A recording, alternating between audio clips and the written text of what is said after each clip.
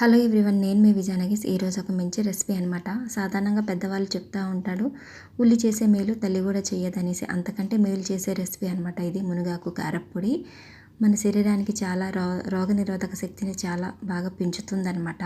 ఇది తినడం వల్ల రోజు ఒక ముద్ద రైస్లోకి నెయ్యి కలిపేసి ఇలా కారప్పొడి వేసుకొని తింటే చాలా బాగుంటుంది. దోశ ఇడ్లీలోకి కూడా మంచి కాంబినేషన్గా ఉంటుందన్నమాట.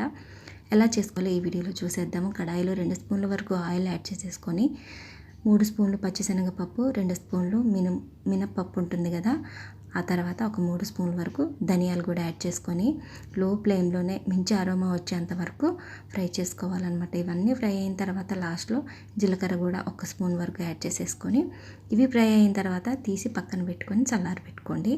ఆ తర్వాత ఇదే కడాయిలో మీ స్పైసీనెస్కి తగ్గట్టుగా ఎండుమిర్చి గింజలతో సహా కూడా యాడ్ చేసేసుకొని ఇవి కూడా మీడియం ఫ్లేమ్లోనే ఉంచి ఈ విధంగా అయ్యేంత వరకు ఫ్రై చేసేసుకొని వీటిని కూడా చల్లారబెట్టుకోవాలన్నమాట. ఇక్కడైతే నేను మునగాకు తీసుకున్నాను. కొలతకి 3 కప్పుల వరకు శుభ్రంగా వాష్ చేసేసి కాస్త డ్రై చేయండి. సో ఇలా మనం ఫ్యాన్ కింద ఆరబెట్టుకున్నా కానీ తొందరగా వాటర్ అనేది ఏం లేకుండా ఆరిపోతుందన్నమాట. ఆ తర్వాత 3 కప్పులకి ఇక్కడైతే 1 కప్పు వరకు కరివేపాకు, దీనివల్ల మంచి ఫ్లేవర్ ఉంటుంది. కరివేపాకు అనేది మీ ఆప్షనల్, లేకపోయినా పర్వాలేదు. ఇలాగా ఫ్రై చేసుకున్నాక కొంచెం చింతపండు యాడ్ చేసుకోండి. ఇలా చింతపండు యాడ్ చేయడం వల్ల మనకి ఆ పులుపునెస్ అండ్ అలాగే స్పైసీనెస్ని బ్యాలెన్స్ చేస్తూ టేస్ట్ కూడా చాలా బాగుంటుందన్నమాట.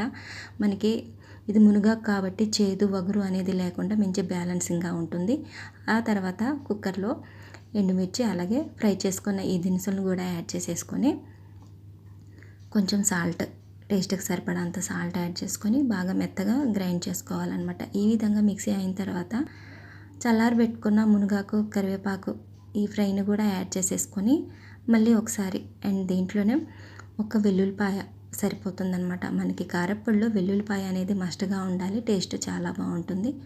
ఆ తర్వాత ఈ విధంగా ఫ్రై మిక్సీ చేసుకొని ఏదన్నా ఎయిర్ టైట్ బాక్స్లో స్టోర్ చేసేసుకుంటే 3 months వరకు ఉంటుంది. రోజు మార్నింగ్ మనం రైస్లోకి కానీ దోశ ఇడ్లీలోకి కానీ నెయ్యి వేసుకొని తింటే చాలా బాగుంటుందన్నమాట. పిల్లలకు కూడా బాగా పనిచేస్తుంది హెల్త్కి. సో వీడియో కనుక నచ్చితే లైక్ చేయడం మాత్రం మర్చిపోకండి. ఎలా ఉంది ఏంటనేది కామెంట్ రూపంలో మాత్రం షేర్ చేయడం మర్చిపోకండి అనమాట. Thank you for watching.